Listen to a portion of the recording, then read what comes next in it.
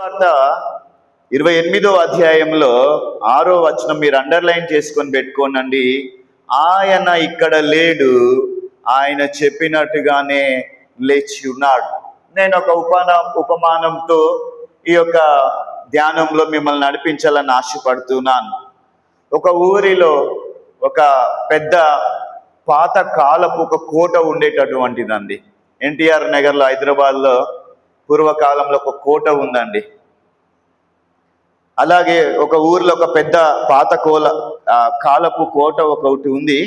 ఆ కోటలో మరి భయంకరమైనటువంటి చీకటితో, కటిక చీకటితో ఆ యొక్క కోట మరి నిండబడి ఉంటూ ఉన్నది.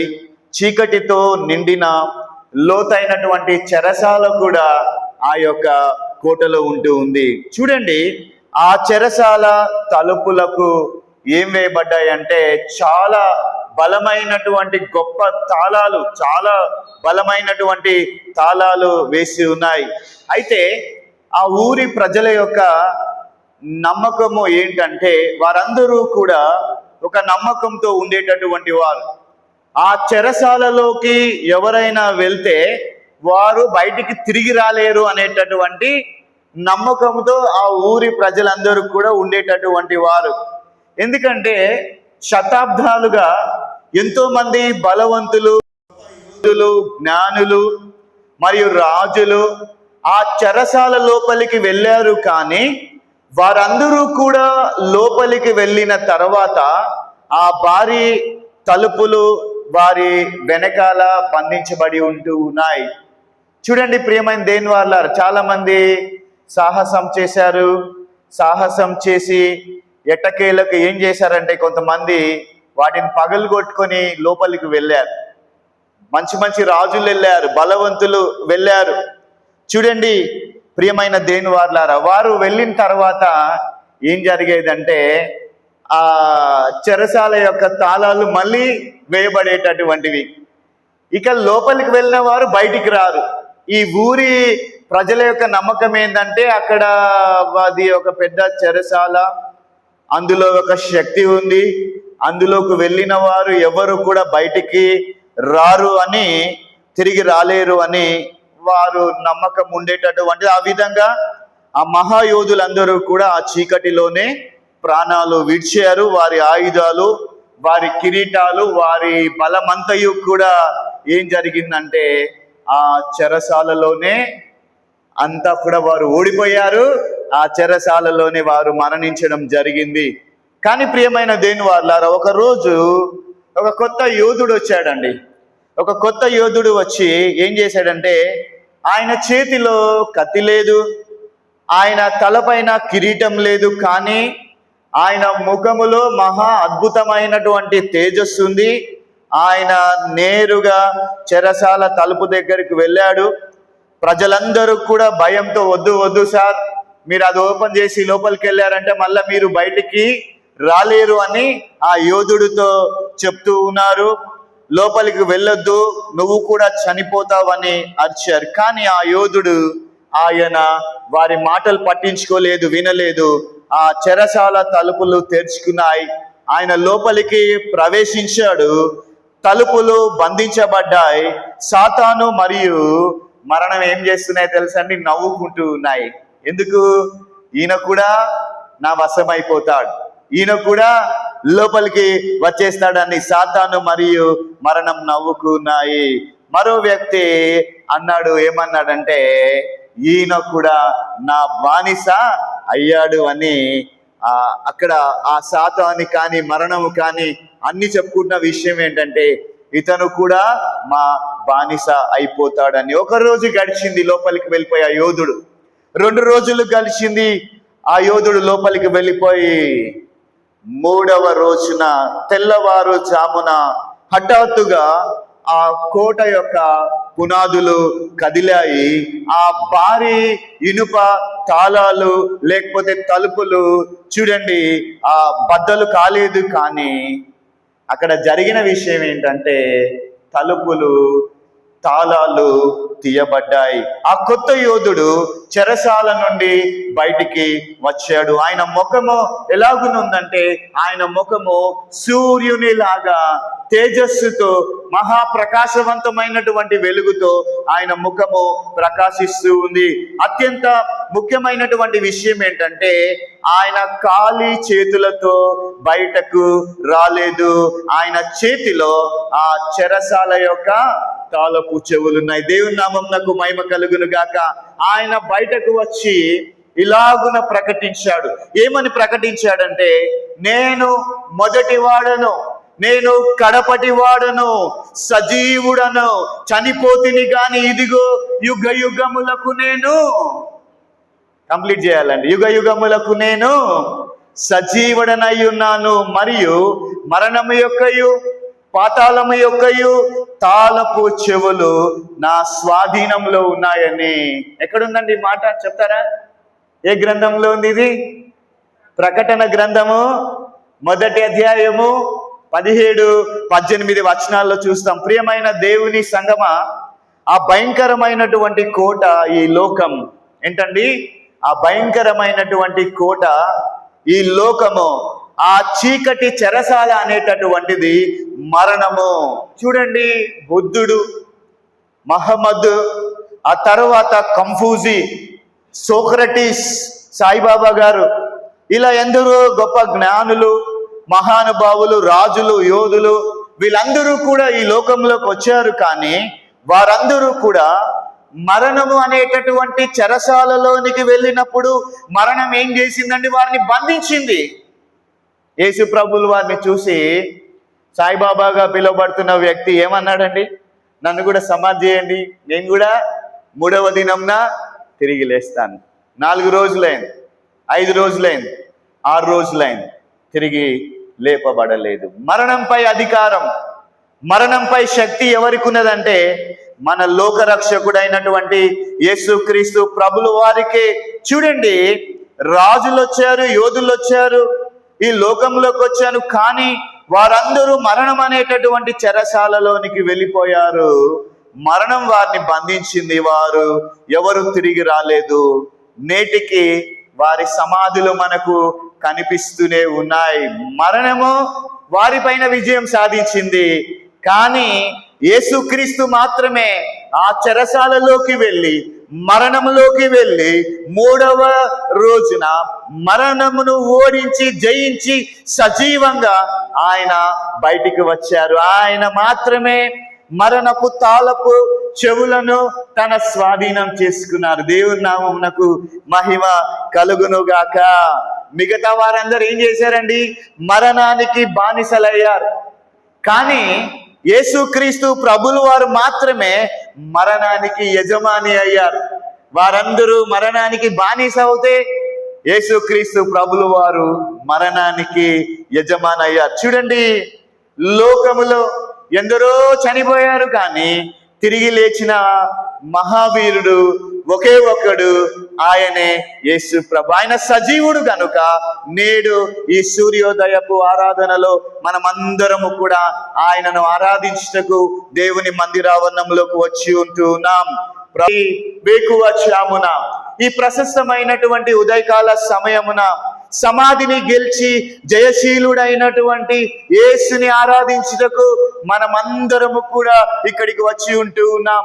నేటి ఉదయకాలం కేవలము సూర్యుడు ఉదయించడం మాత్రమే కాదు, కానీ ఇది లోక పాప పరిహారార్థమై మరణించినటువంటి యేసుక్రీస్తు ఆయన మరణమును జయించి నీతి సూర్యుడిగా ఉదయించినటువంటి సమయము ఇది. దేవుని నామమునకు మహిమ కలుగును గాక. 2000 సంవత్సరాల క్రితం ఇదే సమయంలో ఆ ఖాళీ సమాధి దగ్గర వినిపించినటువంటి ఒక మాట మానవ చరిత్రనే మార్చివేసిందండి. ఏం వినపడ్డదండి సమాధి దగ్గర వినపడ్డటువంటి మాట ఏంటి? ఇందాక మనం 6వ వచనం చదివాము కదా, ఆయన ఇక్కడ లేడు, ఆయన లేచి ఉన్నాడు. పునరుత్థాన అనుభవములో, పునరుత్థానములో మొట్టమొదట అభయవాకు ధైర్యాన్ని ఇచ్చేటటువంటి మాట ఏంటంటే, ఆయన ఇక్కడ లేడు, ఆయన లేచి ఉన్నాడు. మరణం ఓడిపోయింది, జీవం గెలిచింది, సమాధి ముద్ర వేయబడింది. కానీ సజీవుడైనటువంటి దేవుడిని అది ఏం చేసిందండి? బంధించలేకపోయింది.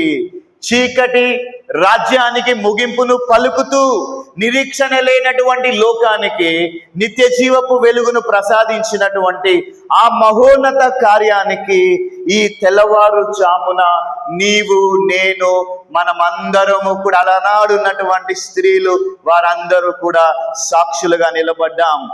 ప్రియమైన దేవుని సంగమా, దుఃఖముతో సమాధి దగ్గరకు వెళ్ళినటువంటి స్త్రీలు ఎలాగునైతే వారు ఆనందముతో తిరిగి వచ్చారో, నేడు ఈ సూర్యోదయ ఆరాధనలో ఇక్కడ ఉన్న మనము కూడా పునరుత్థానుడైనటువంటి క్రీస్తు శక్తిని పొందుకొని మనం వెళ్ళేటప్పుడు ఎలా వెళ్ళాలండి? నూతన బలముతో వెళ్ళుదుముగాక. దేవుని నామమునకు మహిమ కలుగునుగాక. క్రీస్తునందు ప్రియ దేవుని వారలారా, ఈ సమయంలో కొన్ని విషయాలు ధ్యానించి నేను నా యొక్క దేవుని వాక్యాన్ని నేను ముగిచ్చేస్తాను. ఈ సమయంలో కొన్ని విషయాలు మీ ఎదుటకు క్లుప్తంగా తెచ్చి నేను ముగిచ్చేస్తాను. చూడండి, అందులో మొదటి విషయం ఏంటి అని అంటే, మత్తయి సువార్త 28వ అధ్యాయము మొదటి 10 వచనాలు మనం చదువుగా విన్నాము. చూడండి, మొట్టమొదటి విషయం ఏంటంటే, తెల్లవారుజామున చీకటిలో ఈ స్త్రీలందరూ కూడా ఎక్కడికి వచ్చారండి? సమాధి దగ్గరికి వచ్చేసరికి ఏం జరిగిందంటే, సమాధి దగ్గర వెలుగు వచ్చిందండి. సమాధి దగ్గర వెలుగు అది నిరీక్షణకు నూతన ఉదయంగా మనం చూస్తున్నాం. మొట్టమొదటి విషయం ఏంటంటే, సమాధి దగ్గర వెలుగు. చూడండి, యేసుక్రీస్తు పునరుత్థాన చరిత్రలో తెల్లవారు జామున జరిగినటువంటి సంఘటనలు ఎంతో ప్రాముఖ్యమైనటువంటి. తెల్లవారు జామున, అందుకే కదండి ఉదయకాలం అందరం 5 గంటలకు వచ్చాము దేవుని మందిరావరణంలోనికి. తెల్లవారు జామున జరిగిన సంఘటనలు ఎంతో ప్రాముఖ్యమైనటువంటివి. ఆదివారము వేకువ జామున సూర్యుడు ఇంకా ఉదయించక ముందే మరియా మగ్దలేనే మరియు ఇతర భక్తి కలిగినటువంటి స్త్రీలు ఉట్టి చేతులతో వచ్చారండి. ఎలాగనొచ్చారండి వారందరూ సమాధి దగ్గరికి? వాళ్ళందరూ కూడా సుగంధ ద్రవ్యాలను తీసుకుని సమాధి వైపుకు తమ అడుగులను వేశారు. ఆ సమయంలో ప్రకృతిలో జరుగుతూ ఉన్నటువంటి సూర్యోదయానికి ఆ స్త్రీల హృదయాలలో ఉన్న స్థితికి మధ్య ఒక గొప్ప వ్యత్యాసం ఉంది. ఏంటి వ్యత్యాసం అంటే, వారు గాఢమైనటువంటి దుఃఖంలో ఉన్నారు. వారు నిరాశ మరియు భయం అనేటటువంటి చీకటిలో ఉన్నారు. తమ ఆశలన్నీ కూడా సమాధి చేయబడి ఉంటూ ఉన్నాయి. ఎందుకంటే తమ గురువు లేడు, తమ గురువు చనిపోయాడు, తమ గురువు మరణముతో అంతా కూడా ముగిసిపోయిందని వారు భావించారండి. తమ గురువు మరణించాడు, ఇక ఏం లేదు, అంత ముగిసిపోయిందని వారు భావించారు. చూడండి, ఈ వెలుగు ఎలాంటిదంటే, ఈ వెలుగు అడ్డంకులను తొలగించేటటువంటి వెలుగుగా మనం చూస్తూ ఉన్నాం.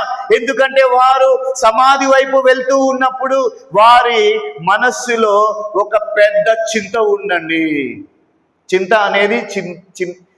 అనేది చిన్నదే, కానీ వారి జీవితంలో ఆ చింత ఎలా ఉందండి? చింత అనేటటువంటిది ఒక పెద్దదిగా ఉంది. చాలా మంది అంటారు కదా, చింత చితి లాంటిదంటే. చితి అంటే ఏంటండి? చిన్న అగ్గిరవ్వ ఎంత ఉంటుందండి? చిన్నదే, కానీ అది పెద్ద కార్యాలు చేస్తుంది. చూడండి, ఇక్కడ వారు సమాధి వైపు వెళ్తున్నప్పుడు వారి మనసులో ఒక పెద్ద చింత ఉంది. ఏంటంటే, మార్కు సువార్త 16వ అధ్యాయం 3వ వచనంలో మనం చూస్తాం. మార్కు సువార్త 16వ అధ్యాయము 3వ వచనంలో చూస్తాం. సమాధి ద్వారము దగ్గర ఉన్న ఆ భారీ రాయిని మన కోసము ఎవరు దొర్లిస్తారు? ఇదండి వారి చింత. ప్రభు లేచాడని, ప్రభు చెప్పినట్టుగా తిరిగి లేపబడతాడనే విశ్వాసం పక్కన పెట్టి వారి హృదయంలో ఏముందండి? పెద్ద చింత. సుగంధ ద్రవ్యాలు తెచ్చాం, ప్రభువుకు పూయాలి, ఆయన దేహమును శుద్ధి చేయాలి, ఈ ఆలోచనలే. అంత మాత్రమే కాదు, ఈ రాయిని ఎవరు దొర్లిస్తారు? ఆ రాయి కేవలము ఒక రాయి మాత్రం కాదండి, అది ఒక అసాధ్యమైనటువంటి అడ్డంకుకు సాదృశ్యం. కానీ వారు అక్కడికి చేరుకునేసరికి ఆశ్చర్యకరంగా ఆ రాయి దొర్లించబడింది. దేవుని నామమునకు మహిమ కలుగును గాక. పునరుత్థాన శక్తి ప్రసురించబడినప్పుడు, పునరుత్థాన కిరణాలు ప్రసరించబడినప్పుడు ఏం జరిగిందండి? మానవ మాతృలకు అసాధ్యమైనటువంటి అడ్డంకులు కూడా దైవిక ప్రభావముతో అవి దొరలించబడతాయి, అవి తొలగిపోతాయి. సమాధి వెలుపల ఉన్న వెలుగు విశ్వాసుల జీవితాల్లో ఉన్న ఆందోళనలు అనేటటువంటి రాళ్లను దేవుడు తొలగించగలడనేటటువంటి గొప్ప సత్యాన్ని ఆ రాయి మనకు బోధిస్తుంది. దేవుని నామమునకు మహిమ కలుగును గాక. ఆ చీకటి ఏం చేసిందండి? అడ్డంకులను తొలగించింది. ఆ తరువాత మనం చూస్తే ఆ చీకటిపై విజయానికి సాక్ష్యంగా మనం చూస్తూ ఉన్నాం. చూడండి, మొదటిగా ఆ వెలుగు ఏం చేసిందండి? ఆ వెలుగు ఆ అడ్డుగా ఉన్నటువంటి రాయిని తొలగించినట్లు మనం చూస్తున్నాం. ఆ తర్వాత చీకటిపై అది విజయానికి సాక్ష్యంగా ఉంటూ ఉంది. లోకరీతిగా సమాధి అంటే చీకటి అండి, ఇది జ్ఞాపకం చేసుకోనండి. భూమిలో సమాధిలో ఒక మనిషిని పాత పెడితే కింద ఏమైనా వెలుగు ఉంటుందండి? అంతా చీకటే. చూడండి, లోకరీతిగా సమాధి అంటే చీకటి, సమాధి అంటే మౌనము, ముగింపు కూడా. చూడండి, కానీ క్రీస్తు పునరుత్థానం చెందిన ఆ ఉదయం సమాధి ఒక వెలుగుమయమైనటువంటి ప్రదేశంగా మారిందండి. దేవుని నామమునకు మహిమ కలుగును గాక. ఆ సమాధి అంతా ఎలా అయిపోయిందండి? ఆ సమాధి లో నుండి వెలుగు బయటికి ఎలా వచ్చిందండి? గొప్ప ప్రకాశవంతంగా వచ్చినట్లుగా అక్కడ ఉన్నటువంటి ఆ ప్రదేశం అంతా కూడా మొత్తము కూడా వెలుగుతో నింపబడి ఉంది. అక్కడ మెరుపు వంటి ప్రకాశము గల దేవదూత ప్రత్యక్షమై ఏమంటున్నాడండి? ఆయన ఇక్కడ లేకపోతే ఇందులో లేడు, ఆయన చెప్పినట్లుగానే లేచి ఉన్నాడని దూత ప్రకటించాడు. ఈ వెలుగు మనకు ఒక విషయాన్ని స్పష్టం చేస్తుంది. ఏంటంటే, దేవుని బిడ్డల జీవితంలో ఏ కష్టమైనా, ఏ బాధ అయినా, ఏ దుఃఖమైనా అది చీకటితో ముగిసిపోదు. ప్రతి చీకటి రాత్రి తర్వాత ఒక మహిమకరమైనటువంటి సూర్యోదయం ఉంటుందని ఈస్టర్ ఉదయము మనకు సాక్ష్యము ఇస్తూ ఉంది. దేవుని నామమునకు మహిమ కలుగును గాక. నేడు మన జీవితాలలో ఎన్నో రకాలైనటువంటి చీకటి ఛాయలు ఉండవచ్చు కదండి. చాలా మందికి చింత అనేటటువంటి చీకటి, అనారోగ్యం అనేటటువంటి చీకటి, లేకపోతే ఎవరికి చెప్పుకోలేనటువంటి భయంకరమైనటువంటి రుగ్మతులు అనేటటువంటి చీకటి ఛాయలు ఉండవచ్చు. అది అనారోగ్యం కావచ్చు, ఆర్థిక ఇబ్బందులు కావచ్చు, ప్రియమైన వారిని కోల్పోయినటువంటి వేదన కావచ్చు. అయితే ఆనాడు సమాధి దగ్గర ఉదయించిన వెలుగు నేటికి నడిపిస్తుంది. మన పాపపు చీకటిని తొలగించడానికి నీతి సూర్యుడు ఉదయించాడు. సమాధి ఖాళీగా ఉంది అనే వార్త మనందరికీ కూడా ఇచ్చేటటువంటి ధైర్యము ఏంటంటే, మన దేవుడు మరణాన్ని జయించినటువంటి మహావీరుడు, మన దేవుడు మరణాన్ని జయించినటువంటి సజీవుడు. ఆయన వెలుగు మన హృదయాలలో ప్రవేశించినప్పుడు, ఆయన వెలుగు మన హృదయాలలో ఉండినప్పుడు నిరాశ మటుమాయమై నిత్య జీవపు నిరీక్షణనిస్తుంది. కాబట్టి ఈ పునరుత్థాన ఉదయాన ఆ స్త్రీల వలె మనము భయాన్ని వీడి మన జీవితాల్లో వెలుగు నింపిన ఆ సజీవుడైనటువంటి దేవుణ్ణి ఆరాధిద్దాం. చీకటిని జయించిన ఆ వెలుగు మన నిత్య మార్గదర్శిగా ఉండునుగాక. ప్రియమైన దేవుని వారలారా, మొదటి విషయం మనం చూసాం ఏంటంటే, సమాధి దగ్గర వెలుగు. ఆ వెలుగు ఏమిచ్చిందండి? అది నిరీక్షణకు నూతన ఉదయాన్ని ఇచ్చినట్లుగా మనం చూస్తున్నాం. అది మొదటి విషయంగా మనం చూస్తున్నాం. రెండవదిగా మనం చూస్తే నెంబర్ 2, రెండవదిగా మనం చూస్తే మరణపు ముళ్ళు విరవబడిందండి. మరణపు ముళ్ళు విరవబడింది. మరణాన్ని జయించినటువంటి మహావీరుడు. మానవ చరిత్రలో మరణం అనేటటువంటిది ఎవరు కూడా తప్పించుకోలేని ఒక అజేయమైనటువంటి శక్తిగా ఉండిపోయిందండి. మరణం ఆపిద్దండి ఎవరినైనా? ఎవరు కూడా నేను తప్పించుకోలేనంటే అది ఖచ్చితంగా అందరికీ సంభవిస్తుంది. రాజులైనా, జ్ఞానులైనా, సామాన్యులైన మరణం ముందు తల వంచవలసినటువంటిదే. కానీ 2000 సంవత్సరాల క్రితం క్రీస్తు పునరుత్థానం జరిగినటువంటి ఆ శుభోదయము మరణం యొక్క అధికారాన్ని శాశ్వతంగా తుడిచివేసింది. అందుకని పౌలు ఏమంటాడండి? అపోస్తుడైనటువంటి పౌలు కొరింథీయులకు రాస్తాయని ఏమంటాడు? ఓ మరణమా నీ విజయం ఎక్కడా? ఓ మరణమా నీ ముల్లెక్కడా అని సవాలు విసిరాడండి. యేసుక్రీస్తు ప్రభులు వారు కలువరి శిలువ పైన ఆఖరిగా పలికిన మాట ఏంటండి? తండ్రి, నీ చేతికి నా ఆత్మను అప్పగించుకొనుచున్నాను. సాతానుడు ఎదురు చూస్తున్నాడు. యేసు ప్రభువు ఒకవేళ తన ఆత్మను తండ్రికి కానీ అప్పగించకపోతే తన వశం చేసుకుందామని. ఓ మరణమా నీ ముల్లెక్కడా? ఓ మరణమా నీ విజయం ఎక్కడా? ఈ ఈస్టర్ పండుగ మనకిచ్చేటటువంటి అతి పెద్ద సందేశం ఇదే. క్రీస్తు మరణాన్ని జయించాడు, తద్వారా మనకు మరణంపై విజయాన్ని ఇచ్చాడు.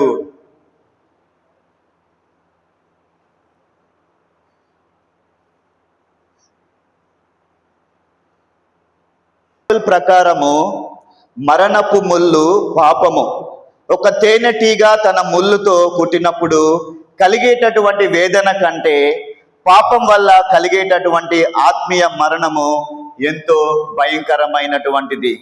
చూడండి, యేసుక్రీస్తు ప్రభులు వారు శిలువ పైన మన పాపములన్నిటిని మోసి తన రక్తము ద్వారా పాపపు ముళ్ళును విడిచివేశారు. ఆయన సమాధిలోనికి వెళ్ళినప్పుడు మరణం ఆయనను బంధించాలని చూసింది, కానీ ఆయన పరిశుద్ధుడు గనుక మరణము ఆయనను పట్టి బంధించలేకపోయింది. 3వ దినమున ఆయన సజీవుడై తిరిగి లేచుట ద్వారా మరణం యొక్క విషయాన్ని ఆయన ఏం చేశాడంటే హరింప చేశాడు. మరణము యొక్క విషయాన్ని ఆయన ఏం చేశాడంటే సంపూర్తిగా దానిని హరింపజేశాడు. చూడండి, మరి విశ్వాసికి కలిగేటటువంటి ధైర్యం ఏంటంటే లోకానికి మరణం అంటే ఒక భయంకరమైనటువంటి ముగింపు అండి. లోకానికి మరణము ముగింపు, కానీ పునరుత్థానుడైనటువంటి క్రీస్తును నమ్మిన వారికి మరణము కేవలము ఒక నిద్ర లాంటిది. అందుకనే పౌలు ఏమంటాడండి? నిరీక్షణ లేని ఇతరుల వలె మీరు దుఃఖపడకుండా ఉండు నిమిత్తమై మీ కొరకు ఈ విషయాలు చెప్తున్నాను. మరణము నిద్ర లాంటిది అంటాడండి ఆయన. క్రైస్తవులకు ఒక నిరీక్షణ ఉంది. ఏంటంటే యేసు ప్రభులు వారు ఏ విధంగా మరణించి తిరిగి లేచారో మనకు ఆ పునరుత్థానం ఉన్నదని రుజువుపరిచారు. సైన్స్ కూడా చెప్తుందండి. సైన్స్ ఏం చెప్తుందో తెలుసా? మరణమే ముగింపు అని చెప్తుంది.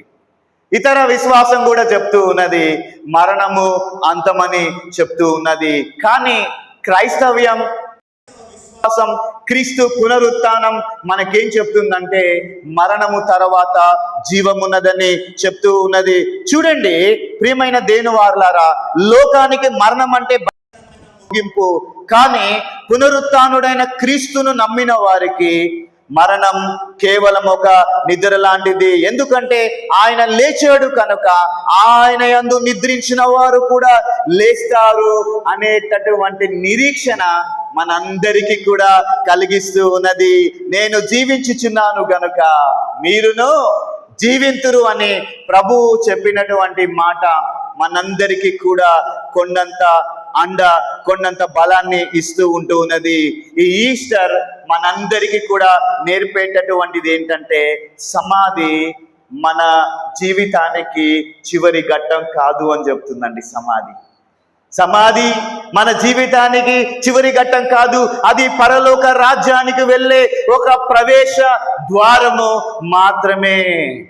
ప్రియమైన దేని వారలారా, చూడండి, యేసుక్రీస్తు సాధించిన ఈ విజయము ఆయనకు మాత్రమే పరిమితం కాదండి.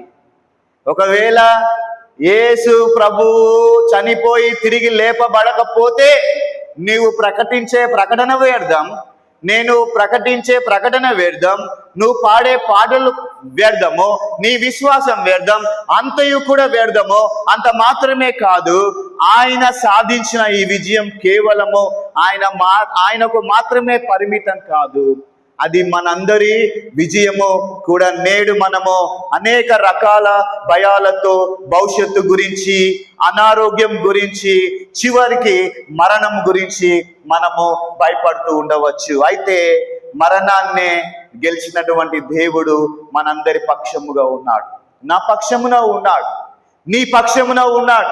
మనందరి పక్షమున ఉన్నప్పుడు ఏ శక్తి కూడా మనలను ఓడించలేదు. ఆయన పునరుత్థాన శక్తి మనలో ప్రవేశించినప్పుడు మనము అపజయాలను చూసి కృంగిపోము.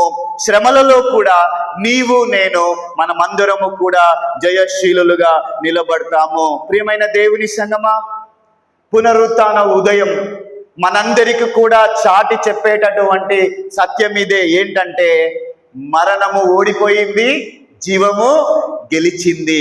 క్రీస్తు లేచుట ద్వారా మనకు శాశ్వతమైనటువంటి విజయాన్ని, నిత్య జీవాన్ని ఆయన మనకు బహుమతిగా ఇచ్చారు. ఆ జయశీలుని ఆరాధిస్తూ మరణ భయము లేని ధైర్యవంతులుగా మనమందరము కూడా ఈ లోకములో సాక్షులుగా జీవిద్దాము. మొదట ఆయన వెలుగును మనము చూసాము. రెండవదిగా ఏం చూసామండి? మరణపు ముళ్ళు విరువబడింది. మూడవదిగా నేను చెప్పి ముగిస్తూ ఉన్నాను. మూడవది ఏంటంటే, భయము వీడి సాక్షులుగా మారుదాము. From fear to witness, from fear to witness. భయమును వీడి సాక్షులుగా మారుదాం. చూడండి, యేసుక్రీస్తు పునరుత్థానం జరిగిన ఆ తెల్లవారుజామున సమాధి దగ్గరికి వెళ్ళినటువంటి స్త్రీల హృదయంలో ఏముందండి? భయం ఉండింది. ఆ తర్వాత ఆందోళన గూడు కట్టుకొని ఉన్నా. ఎందుకంటే వారు తమ ప్రియతమ గురువును కోల్పోయినటువంటి వేదన ఒకవైపు, రోమా సైనికుల యొక్క కావలి ఒకవైపు, అధికారుల ఆంక్షలు ఒకవైపు. చూడండి, దేవదూత వారికి ప్రత్యక్షమై చెప్పినటువంటి మొట్టమొదటి మాట మత్తయి సువార్త 28వ అధ్యాయం 5వ వచనం చూడండి. దేవదూత ప్రత్యక్షమై వారికి చెప్పినటువంటి మొట్టమొదటి మాట ఏంటంటే, మత్తయి సువార్త 28వ అధ్యాయం 5వ వచనంలో చూడండి, మీరు భయపడకుడి. పునరుత్థాన అభయం. పునరుత్థానుడైనటువంటి ప్రభువు తిరిగి లేపబడిన తర్వాత మొట్టమొదట మాట ఆయన చెప్పిన మాట ఏంటండి? మీరు భయపడకుడి. ఈ మాట కేవలము స్త్రీలకు మాత్రమే కాదండి. నేటి పునరుత్థాన ఆరాధనలో, అనగా ఈ యొక్క సూర్యోదయ ఆరాధనలో ఉన్నటువంటి మనందరికీ కూడా దేవుడిస్తున్నటువంటి భరోసా ఏంటంటే, భయము నుండి ధైర్యానికి ఒక గొప్ప మార్పుని మనం చూస్తున్నాం. భయము నుండి ధైర్యానికి. ఆ స్త్రీలు ఖాళీ సమాధిని వారు చూసినప్పుడు వారిలో భయం పోయి ఏం కలిగిందండి? మహా సంతోషం కలిగింది. మహా సంతోషం కలిగింది. వారు ఇక అక్కడ నిలబడి ఉండలేదండి, నిలబడ్డారండి స్త్రీలు. ఏం చేశారండి స్త్రీలు? అక్కడి నుంచి వారు వెళ్ళిపోయి త్వరగా వెళ్ళి శిష్యులకు ఆ శుభవర్తమానము తెలియజేయడానికి పరిగెత్తారండి. పునరుత్థాన శక్తి చేసేటటువంటి మొట్టమొదట కార్యం ఇదే. అదేంటంటే, అది మనల్ని నిశ్శబ్దంగా కూర్చొనివ్వదు. దేవుని నామమునకు మహిమ కలుగును గాక. ఏంటండి? పునరుత్థాన శక్తి, పునరుత్థాన అనుభవము మనల్ని ఖాళీగా కూర్చొని ఇవ్వదండి. ఆ స్త్రీలు ఏం చేశారండి? క్రీస్తు లేచాడు. నిన్న దినంన యవనస్తులు మేమందరం కూడా ఏం చేసామండి? వీధులలో రన్ ఫర్ జీసస్ అంటూ వెళ్ళాం. యవనస్తులు వచ్చారు, పెద్దలు వచ్చారు, చాలా సంతోషం. వెళ్ళి శిష్యులకు ఆ శుభవర్తమానం తెలియజేయడానికి పరుగెత్తారు. పునరుత్థాన శక్తి చేసేటటువంటి మొట్టమొదటి కార్యం ఏంటంటే మనల్ని ఖాళీగా కూర్చొనివ్వదు. అంతేనా గ్రేస్మన్ ఏలియా గారు? ఖాళీగా కూర్చొనివ్వదు. ప్రియమైనటువంటి దేని వాళ్ళారా, అది ఏం చేస్తుందంటే మనలోని భయాలను పారద్రోలి మనల్ని కార్యాచరణ వైపుకు నడిపిస్తూ ఉంటుంది. శిష్యులు కూడా మొదట ఏం చేశారండి? యూదులకు భయపడి తలుపులు వేసుకొని గదిలో దాక్కున్నారండి, లోపల దాక్కున్నారు. ఎప్పుడైతే యేసు ప్రభుల వారు డైరెక్ట్గా ఆయన మేడగదిలోకి వచ్చారో, పునరుత్థాన బలమును వారు పొందుకున్నారో, ఆ పునరుత్థానుడైన యేసును చూచిన తర్వాత ఏం జరిగింది చెప్పండి? వారు ప్రాణాలకు తెగించి సువార్తను ప్రకటించడానికి ఖండాలు దాటి బయలుదేరారు. దేవుని నామం నాకు మహిమ కలుగును గాక. ఆ స్త్రీలు ఏం చేశారండి? పునరుత్థాన శక్తిని రుచి చూచిన వారు, ఆ పునరుత్థాన శక్తి వారిని ఊరికనే ఉండనీయలేదు. వారు వెళ్ళి సువార్తను ప్రకటించారు. ఆ తర్వాత శిష్యులు పునరుత్థానుడైన యేసును చూచిన తర్వాత వారు ప్రాణాలకు తెగించి సువార్తను ప్రకటించేటటువంటి ధైర్యవంతులుగా మారారు. ప్రియమైన దేని వాళ్ళారా, ఈ రోజున మీలో ఎవరైనా సువార్తను ప్రకటించడానికి భయపడుతున్నారంటే మీలో పునరుత్థాన అనుభవం లేనట్టే.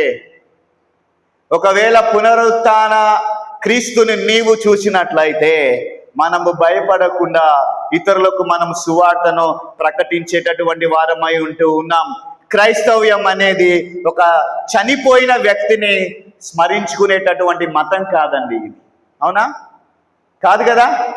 ఒక చనిపోయిన వ్యక్తిని స్మరణకు తెచ్చుకొని మరి గుర్తు చేసుకునేటటువంటి మార్గం కాదు ఇది.